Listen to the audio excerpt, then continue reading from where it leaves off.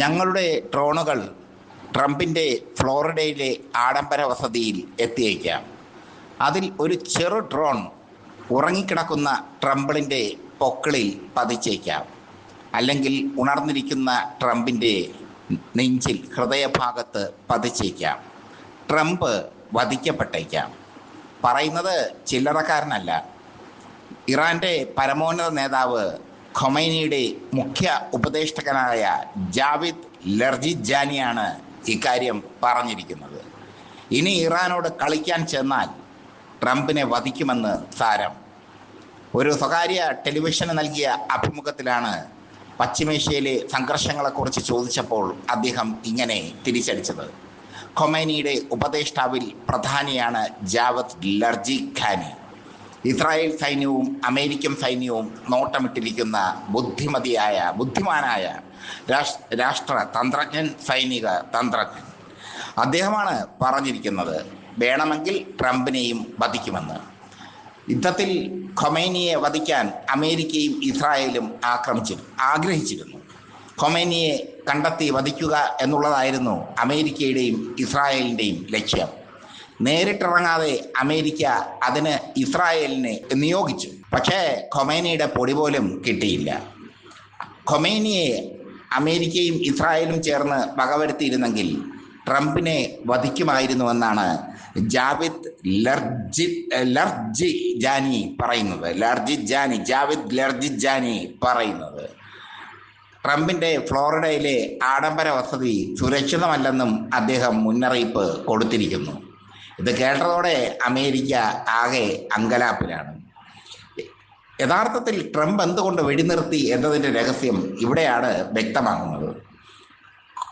ഈ യുദ്ധത്തിൻ്റെ രൂക്ഷതയിൽ ട്രംപിനെ വധിക്കാൻ ഇറാൻ പ്ലാനിട്ടിരുന്നു എന്ന് ജാവിദ് ലർജിജാനിയുടെ വാക്കുകൾ വ്യക്തമാക്കുന്നു.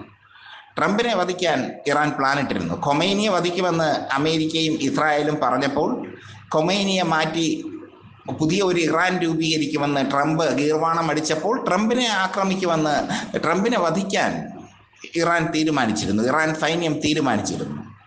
അതാണ് ഇപ്പോൾ ജാവേദിൻ്റെ വാക്കുകളിലൂടെ വ്യക്തമാകുന്നത്.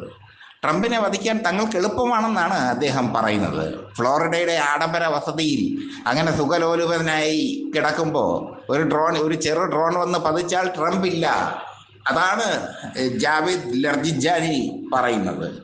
എന്തായാലും യുദ്ധം മാറി പശ്ചിമേഷ്യയിൽ സമാധാനമായി.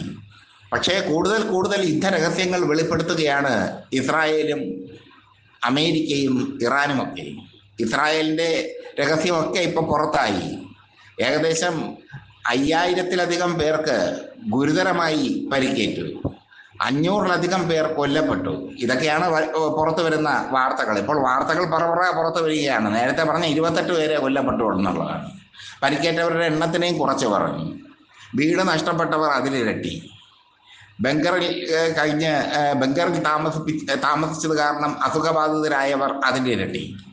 ഇപ്പോൾ പണം പിരിക്കുകയാണ് നമ്മുടെ നെതന്യാഹു. സേവ് ഇസ്രായേൽ എന്ന പേരിൽ യുദ്ധത്തിലൂടെ നഷ്ടമായ പണം കണ്ടെത്താൻ പോവുകയാണ് നെതന്യാഹു. ഇസ്രായേലിൻ്റെ ഗതികേട് നോക്കണേ. കളിച്ചത് പുലിമടയിൽ തന്നെയാണെന്ന് ഞാൻ അന്നേ പറഞ്ഞിരുന്നു. യുദ്ധം തുടങ്ങിയപ്പോൾ തന്നെ പറഞ്ഞിരുന്നു. അപ്പോൾ കുറേ പേര് വന്ന് താഴെ ഇരുന്ന് ഓരിയിട്ടു. ഞാൻ എന്താ പറയുക, ഞാൻ ഒരു പക്ഷം പിടിച്ച് സംസാരിക്കുന്നു. എന്നെ പറയാവുന്നതെല്ലാം പറഞ്ഞു. ഞാനതൊക്കെ സഹിച്ചിരുന്നു. എനിക്കതൊന്നും ഒരു പ്രശ്നമല്ല. എൻ്റെ പ്രേക്ഷകർ എൻ്റെ കൂടെ ഉണ്ടെങ്കിൽ എനിക്കെന്താ പ്രശ്നം? നമ്മൾ പറയേണ്ടത് പോലെ പറയുമല്ലേ പ്രേക്ഷകരെ. നേരിട്ട് വരാൻ കുറച്ച് ബുദ്ധിമുട്ടുണ്ട്. ഞാൻ വരാം, ഒരാഴ്ചയ്ക്കുള്ളിൽ ഞാൻ നേരിട്ട് വരാം.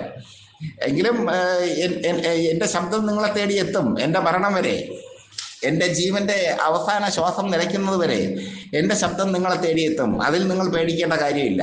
അതിൽ നിങ്ങൾ പരിഭ്രമിക്കേണ്ട കാര്യമില്ല. പലവന്മാരും എന്തൊക്കെയാണ് പറഞ്ഞത്.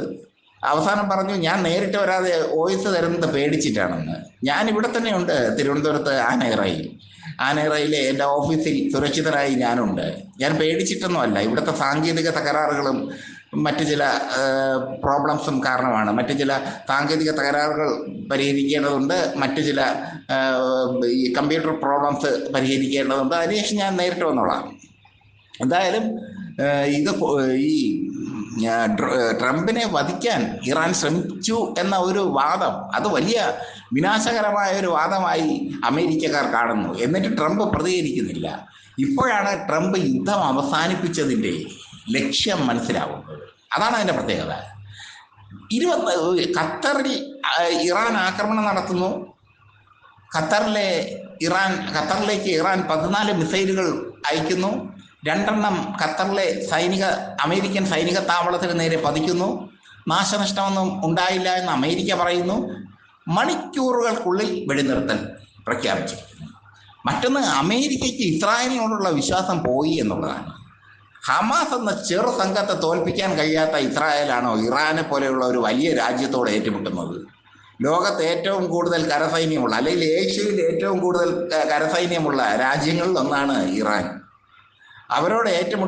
ഹമാസിനോട് ഏറ്റുമുട്ടാൻ കഴിയാത്ത ഇസ്രായേൽ സൈന്യത്തിന് എങ്ങനെ ഇറാനോട് ഏറ്റുമുട്ടാൻ കഴിയും?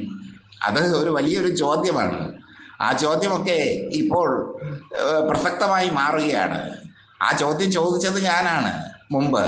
അപ്പോൾ എല്ലാവരും പറഞ്ഞു ഞാൻ യുദ്ധത്തെ തെറ്റായ രീതിയിലേക്ക് നയിക്കുന്നു, ഇറാൻ തകർന്നു, ഇറാൻ്റെ ആണവ നിലയങ്ങൾ തകർന്നു എന്നൊക്കെ പറഞ്ഞ് കമൻറ്റ് ബോക്സിൽ വന്ന് വിളയാടി.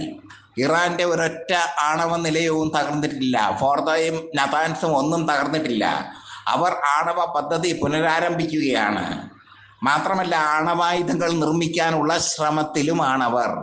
അതവർ വ്യക്തമാക്കി കഴിഞ്ഞു. അവരെ കയറി ഇനി ചൊറിഞ്ഞിട്ട് കാര്യമില്ല. അവർ ശക്തരായ രാജ്യമായി കഴിഞ്ഞു.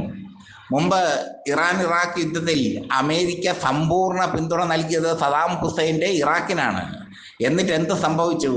അമേരിക്കയെയും ഇറാഖിനെയും സഖ്യകക്ഷികളെയും ഒറ്റയ്ക്ക് നിന്ന് നേരിട്ടു ഖൊമൈനിയുടെ നേതൃത്വത്തിൽ ഇറാൻ. അതാണ് ഇറാൻ്റെ പോരാട്ട ചരിത്രം. ആ പോരാട്ട ചരിത്രം അറിയാതെയാണ് ഇസ്രായേൽ ചെന്ന് തലവെച്ച് കൊടുത്തത്. ഇറാനിൽ എന്താണ് നടക്കുന്നതെന്ന് പുറം ലോകം അറിയാറില്ല. ഇറാനിൽ എന്തൊക്കെയാണ് നടക്കുന്നത്, ഇറാനിൻ്റെ മാറ്റങ്ങൾ എന്തൊക്കെ, ഇറാനിലെ സ്ഥിതിഗതികൾ എന്തൊക്കെ, ഇതൊന്നും പുറം ലോകം അറിയാറില്ല. വ്യത്യസ്തമായ ജനതയാണ് ഇറാൻ ജനത. അവരിൽ കലാകാരികളുണ്ട്, കലാകാരന്മാരുണ്ട്, നല്ല സിനിമകൾ എടുക്കുന്നവരുണ്ട്. ഇറാനിയൻ സിനിമ ലോകത്തിൻ്റെ തന്നെ മാതൃകയാണ്. അതൊക്കെയാണ് ഇറാൻ്റെ പ്രത്യേകത. മഹത്തായ ഒരു പാരമ്പര്യം അവർ കാത്തു സൂക്ഷിക്കുന്നു. അതാണ് ഇറാൻ്റെ പ്രത്യേകത.